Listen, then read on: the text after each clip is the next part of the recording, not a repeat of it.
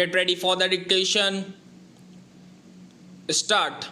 It is evident that the only allegation made in the complaint is that the offence was committed by the company with the consent, knowledge, and connivance of its directors and the officers.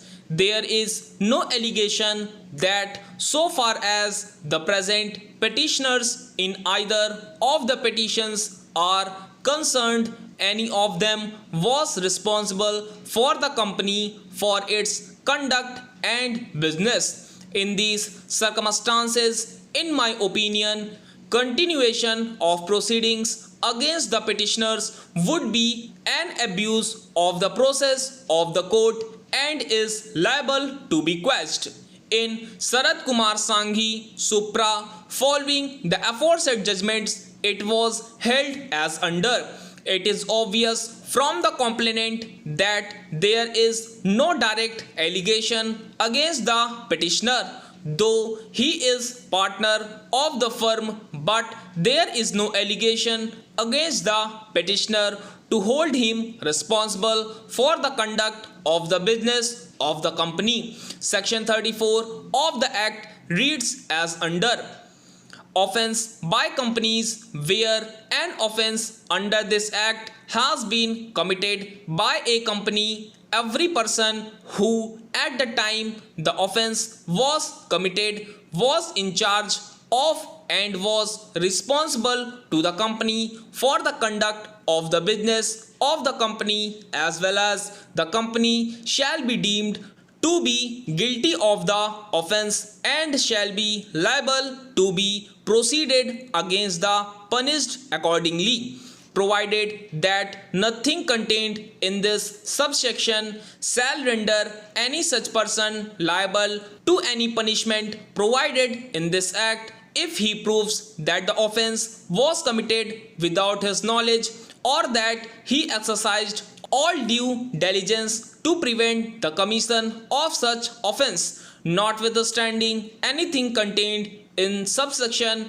where an offence under this Act has been committed by a company and it is proved that the offence has been committed with the consent or connivance of, or is attributable to any neglect on the part of any director, manager, secretary, or other officer of the company, such director, manager, secretary, or other officer shall also be deemed to be guilty of that offence and shall be liable to be proceeded against and punished accordingly. Explanation for the purposes of this section.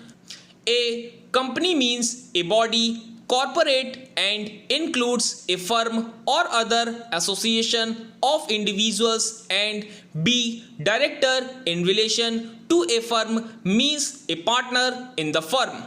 Where an offence under Chapter 4 or Chapter 4A has been committed by any department of government, such authority as is specified by the central government to be in charge of manufacture, sale, or distribution of drugs, or where no authority is specified, the head of the department shall be deemed to be guilty of the offence and shall be liable to be proceeded against and punished accordingly, provided that nothing contained in this section shall render any such authority or person liable to any punishment provided in Chapter 4 or Chapter 4A, as the case may be, if such authority or person proves that the offence was committed without its or his knowledge, or that such authority or person exercised all due diligence to prevent the commission of such offence.